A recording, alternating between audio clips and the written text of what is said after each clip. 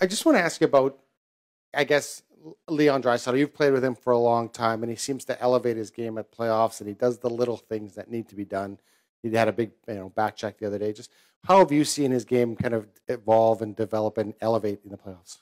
Yeah, I think throughout the years you've seen it grow in a lot of ways. But I think, like you said, when playoffs comes, he kind of does everything. We know his offensive side is at an elite level, one of the best in the entire league, and then come playoffs. I mean, even throughout the regular season, but he's one of the best. He's one of the smartest defensive players too. He knows the right spot to be in.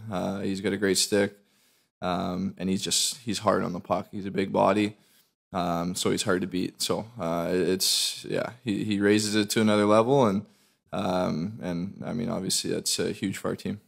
Center right, Ryan.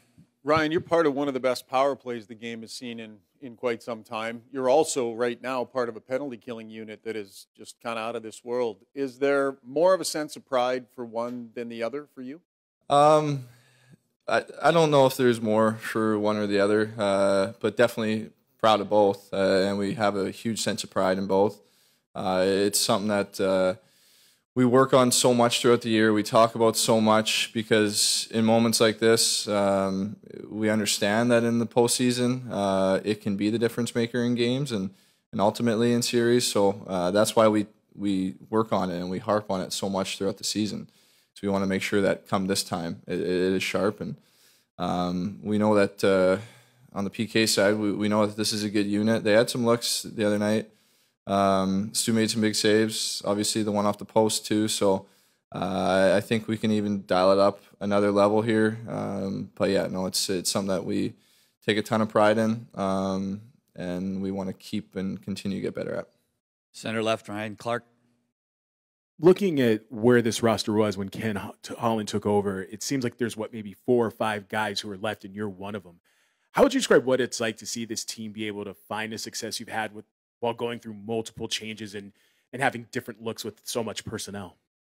Yeah, I think a lot of teams kind of go through personnel changes throughout the years, and I think it's about building a foundation and having similar type of players who want to achieve the same goal and want to play the same way come in so that you can slot them into different spots pretty seamlessly. So I think he's done a great job of that. But yeah, I mean we've been building something over these past few years, and we want to continue to get better.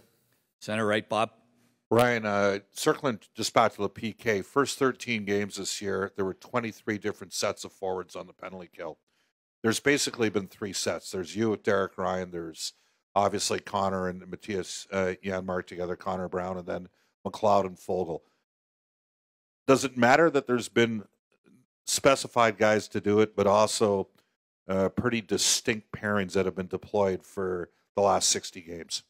I think that like anything, like a line, like a power play unit, I think you can build chemistry with guys on the PK. I even think for the D-men, I think they'd probably answer the same. Having the same pairings helps them.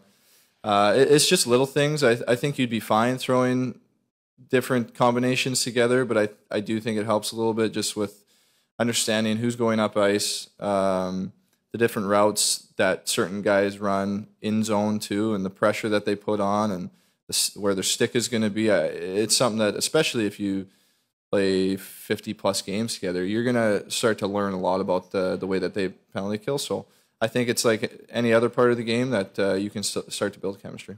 We'll take 2 more. Front left, Mark. So they took 1 penalty last game, Dallas, and it was a bench penalty. They didn't take any hooking, no holding, high sticking, all that. Is that as much about how they're playing or as much about how you guys are playing? Well, I think we did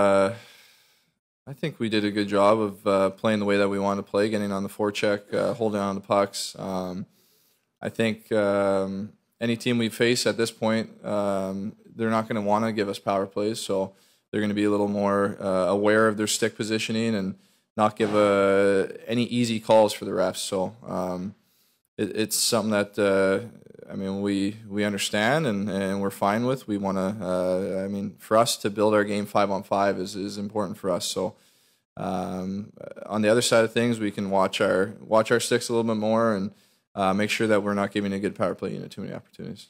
Last one, center right, Daniel. Ryan, heading into the series, there's a lot of talk about how much more confident and prepared you guys were for this series compared to 2 years ago against Colorado. How much does game one kind of set you up maybe for success and give you that feeling that you guys are ready now? Yeah, game one is always an important game. We've been on the other side of it many times, and we understand that these guys have too. So it's obviously it's a race to 4. So you get one out of the way. It doesn't mean that it's going to be easy for the next 3, but we understand that these guys have pushed back in their first 2 series. We have to be prepared for that. We need to have our own energy, our own pushback to start tonight. But of course, I mean, anytime you can get a win at this point is important.